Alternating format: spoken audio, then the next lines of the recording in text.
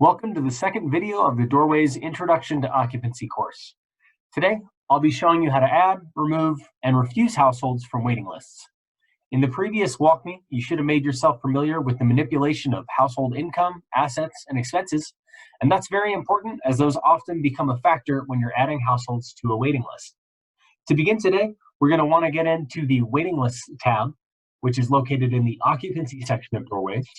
We can navigate there from the home page by clicking on the Occupancy section button in the top banner of our screen here. And you'll see that we have a few tabs available to us. We have households, units, waiting lists, and landlords. We're going to click into the waiting lists tab as that is where we want to be working today. And you'll see that there are two waiting lists currently set up on this site. To view a waiting list, including all of the applicants that are currently on the waiting list, all you have to do is navigate here, click on the waiting list you wish to look at, and you'll see a total list of all of the applicants currently on the waiting list, including their positions in accordance with their preferences and their rank. Since we want to add a household to a waiting list, we'll actually do that from the household page, but keep in mind that it is possible to do from here by clicking Add Household. We'll navigate back to the home page and then click on the magnifying glass to find our household. And let's go with the household that we created in our last video, Sean Conso. You'll notice here that I did add back my dog, as I thought it would be relevant, showing you how this may affect a waiting list.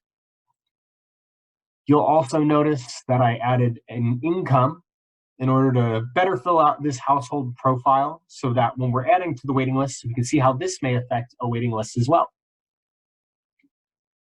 To add a household to a waiting list from their profile page, we are going to go to the Waiting List tab, which is located on the top bar in their household profile. By clicking here, you can see all of the waiting lists that the household is currently an applicant on. And to add an applicant to a waiting list, we're going to click Add to Waitlist. You'll get this drop-down that allows you to select which waiting list you wish to apply them for. Let's select the low rent waiting list today. And you'll notice we have a few informational bubbles here that we need to fill out. First of all, you'll see that you have the option to select handicap accessible, the application date, application time, bedroom preference, notes, and preferences. Preferences are something that are established by your housing authority. The Conso team will not know exactly what those are, and these will be set by someone in your organization. Today is going to be our application date for this tenant here. We'll leave the application time as the current time. And then for bedroom preferences, let's say 2. No notes here. And we will click elderly because my dog is 70 in dog years. Once we have all of these set up, we're going to go ahead and click save. And with that, our tenant is now on this list, on this waiting list. You'll see a few things here. Some of the things we specified, such as bedrooms and preference points, and then something else called income level. This is where your income, assets, and expenses comes into play. You'll notice that some tenants can be over income, and that often disqualifies them from waiting lists. But once again, this is wholly up to your internal policies and procedures. The next step that I would like to show you today is removing and or refusing a household from a waiting list. Keep in mind there's a distinct difference between removals and refusals. Refusals, while refusing the household from the possibility of getting a unit under the waiting list, does not remove them entirely from the list, while a removal will remove them from the waiting list entirely and bar them from any future possibility of making it to the top of the waiting list unless they are added back to the waiting list. To refuse a household, we will go to the Refusals tab. And to add a refusal, as there is none in the history of this household, we can click here.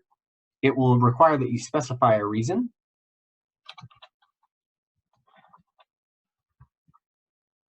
The refusal date, as well as the refusal time. And once we have filled that in, we can click Save. You'll see here that that generated a refusal for us, and the note that you leave can be anything you wish to include, but I would check with your internal policies and procedures to make sure if there is any information that you need to include in a refusal. Finally, a removal, which remember, will remove the applicant from the waiting list entirely, can be completed by clicking the corresponding plus button in the Removals tab. When we click on that button, it will ask for a removal reason. While this is not a required field, it is best practice to add this here.